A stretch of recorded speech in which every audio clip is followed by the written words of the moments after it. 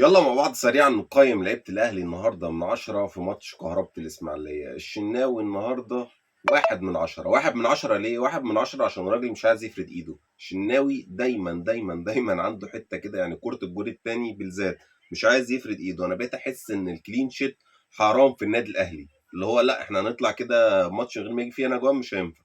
لازم يجي فينا جون والتاني، وبسبب الشناوي وبسبب أخطاء المدافعين اللي أنا جاي لهم دلوقتي إن شاء الله. ياسين مرعي مدافع واعد، مدافع صاعد، بس محتاج خبرات زي ما قلت في ماتش الزمالك النهارده. 7/10 عشان الهدف الثاني الجميل اللي قدر يسجله ياسر ابراهيم عن الشوط الاول. برضه 7/10 لان لما خرج تحس ان الدفاع اتهلهل.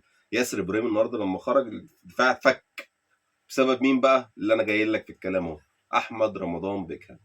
احمد رمضان بيكهام اللي انا هديله ها من 10 على راي اسلام مهدي، ده يستحقها طول الموسم بقى، يعني من ساعه ما لعب لحد ايه الماتشات اللي جايه كمان. هو لعيب امكانياته كده فياخد ها.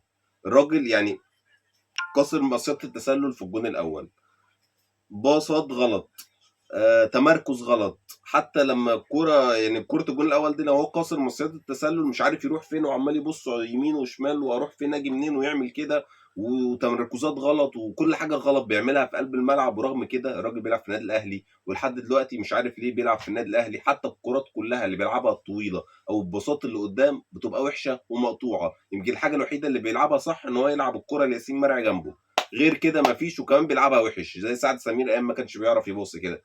ها من 10 يا بيكهام. محمد هاني الشوط الاول ياخد 8/10، الشوط الثاني 2/10. اداء دفاعي ولا اسوأ من محمد هاني، بالذات بعد الكرة اللي جت في بطنه تحسه خرج بره الماتش. كوكا النهارده الراجل جايب هدف 6/10 عشان الهدف بس مش عشان حاجه تاني. نص الملعب مروان عطيه 6/10. بن رمضان لعيب كواليتي مختلف، يعني خلينا كلنا متفقين. بس في حاجه، هو رتمه غريب، رتمه تحسه فيه حاجه مش سريع. على رأي اسلام مهدي برضو عايز يعمل ليونه مرونه، في حاجه غلط في بن رمضان.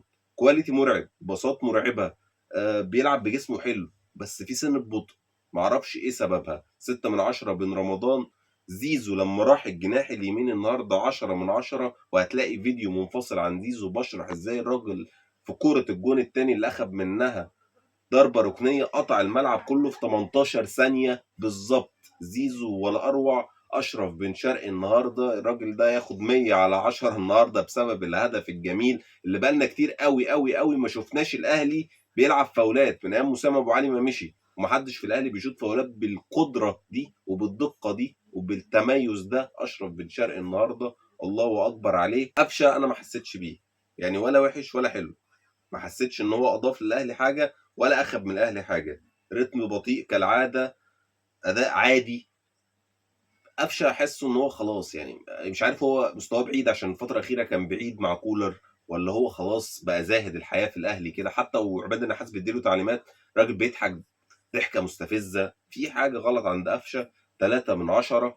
محمد شريف يعني ابتدى يجي شويه. 4/10. عبد القادر مش هقدر احكم عليه، طاهر مش هقدر احكم عليه، لان الاثنين ما لحقوش يلعبوا او ياخدوا وقت كافي ان انا احكم عليهم. ده تقريبا كان تقييم اللعيبه النهارده، واتمنى ان انا اشوف احمد رمضان بيكهام بره الاهلي قريب جدا. قول لي انت كمان تقييمك للعيبه كام من 10 النهارده في ماتش قرابه الاسماعيليه. وبس كده، سلام.